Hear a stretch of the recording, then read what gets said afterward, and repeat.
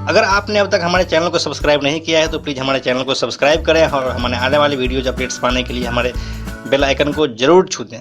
इतिहास में कई ऐसी सीरियल किलिंग की घटनाएं हुई हैं जिसके बारे में जानकर आज भी लोग हैरान हो जाते हैं।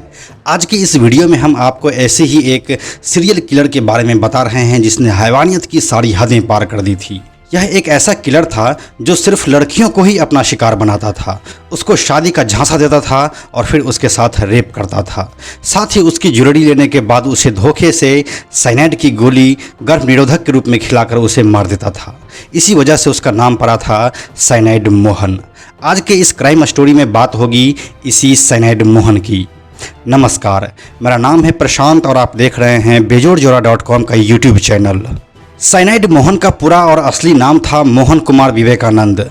उसका जन्म भारत के दक्षिणी राज्य कर्नाटक में साल 1963 में हुआ था। मोहन कुमार पेशे से एक टीचर था जो कर्नाटक के एक स्कूल में पढ़ाता था। वह एक फिजिकल एजुकेशन का टीचर था जिसे साइंस की भी अच्छी जानकारी थी। मोहन अक्सर गरीब घर के कुंवारी लड़कियों को अपना शिकार बनाता था। इनमें से वैसे परिवार की लड़कियां ज़्यादा होती थी जो शादी में दहेज देने में असमर्थ थी। वह पहले लड़कियों से दोस्ती कर उनका विश्वास जीतता था और बाद में उसके साथ शारीरिक संबंध बनाता था। लड़कियां जिस धर्म से होती थी वो अपने आप को उसी धर्म का बताता था और साथ ही वो खुद को सरकारी नौकरी में होने की बात भी कहता था, जिससे लड़कियां आसानी से शादी के लिए राजी हो जाती थी।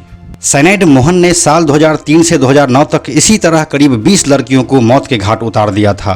साइनाइड मोहन के गुनाहों का पर्दाफाश तब हुआ जब उसने साल 2009 में कर्नाटक के पुतूर में एक लड़की को मारा था। इस मामले में मोहन ने लड़की को अपना नाम आनंद बताया था। इस मामले में भी मोहन खुद को उसी जात का बताया था जिस जात की वो लड़की थी और साथ में नौकरी वाली बात भी। इसीलिए उस लड़की का भी मोहन के जाल में फंसना आसान हो गया था। आनंद का साल 2009 में पकड़ा जाना भी किसी नाटकीय घटना से कम नहीं था।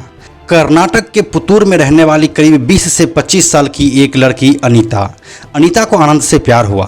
दोनों शादी करना चाहते थे और इसीलिए अनीता अपने घर से भागकर आनंद के पास चली आई। साल 2009 में हसन जिले के बस स्टैंड पर आनंद अनीता से मिला और उसे पास ही एक होटल में ले गया।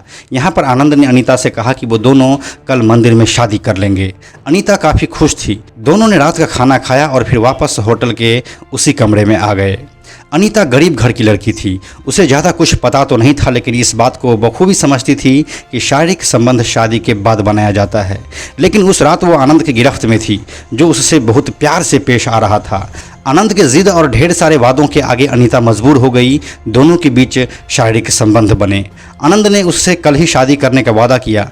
अनीता काफ़ी खुश थी। सुबह हुआ और आनंद अनीता को यह कहकर बाहर निकल गया कि तुम तैयार होकर आओ, तब तक मैं मंदिर का अरेंजमेंट देख लेता हूँ। इसके बाद मैं तुमको बस स्टैंड में ही मिलूँगा। अनीता अपने होटल के कमरे में तैयार होने लगी। उसकी शादी थी, वो दुल्हन की तरह सज रही थी। थोड़ी ही देर में दुल्हन की तरह सजकर अनीता बस स्टैंड पहुंच चुकी थी।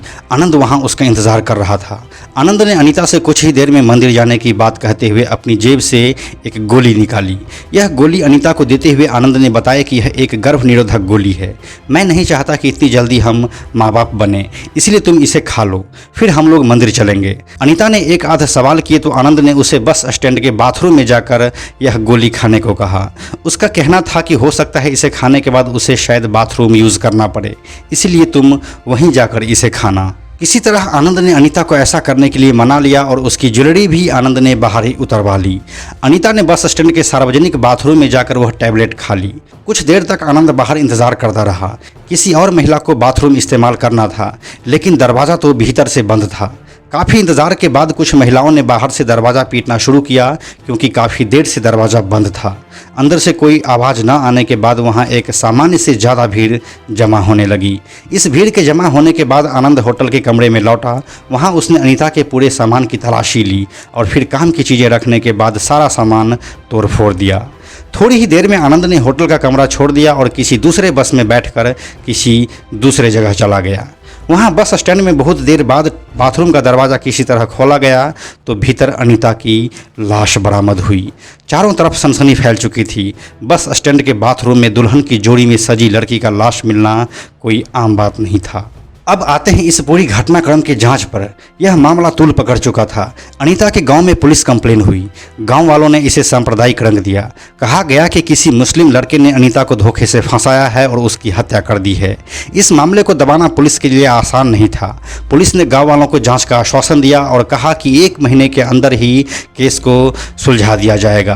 पुलिस की जांच में 2003 से 2009 के बीच 5-6 सालों में दक्षिण कर्नाटक के 6 शहरों में करीब 20 मामले सामने आए, जिनमें युवतियों और महिलाओं की मौत बस स्टैंड के नज़दीक के बाथरूम के भीतर हुई थी।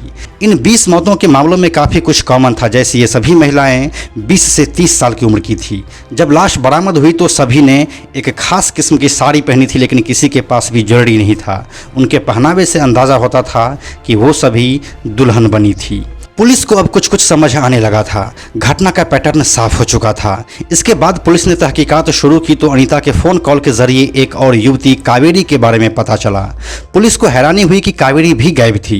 कावेरी केस की जांच से लिंक मिली कि एक और युवती पुष्पा की, और वह भी गायब हो चुकी थी। ऐसे ही पुलिस को एक के बाद एक कई युवतियों के गायब होने की सूचनाएं मिली और तस्वीर एक हद तक साफ नजर आने लगी।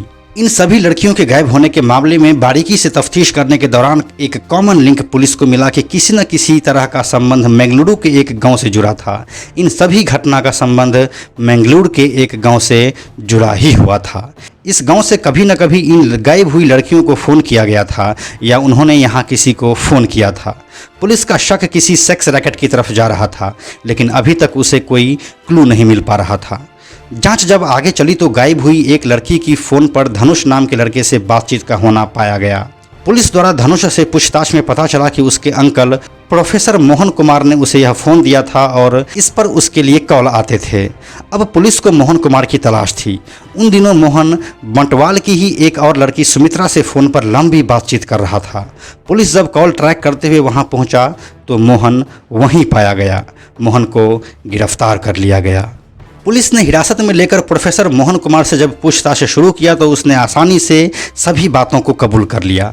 मोहन ने बताया कि गायब हुई 20 लड़कियों की मौत का जिम्मेदार वही है। मोहन ने पुलिस से कहा कि वह गरीब परिवारों की शादी की इच्छुक युवतियों को इम्प्रेस करता था, उन्हें शादी का झांसा देता था और उसके बाद उन्हें किसी होटल में बुलाता था।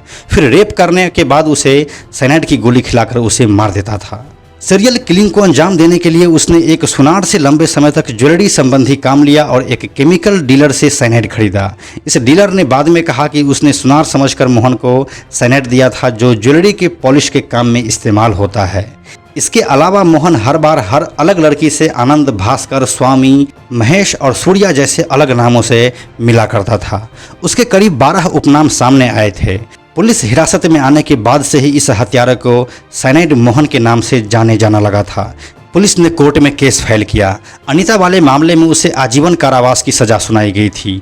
बाद में उसके ऊपर बाकी मामलों में भी ट्रायल चला।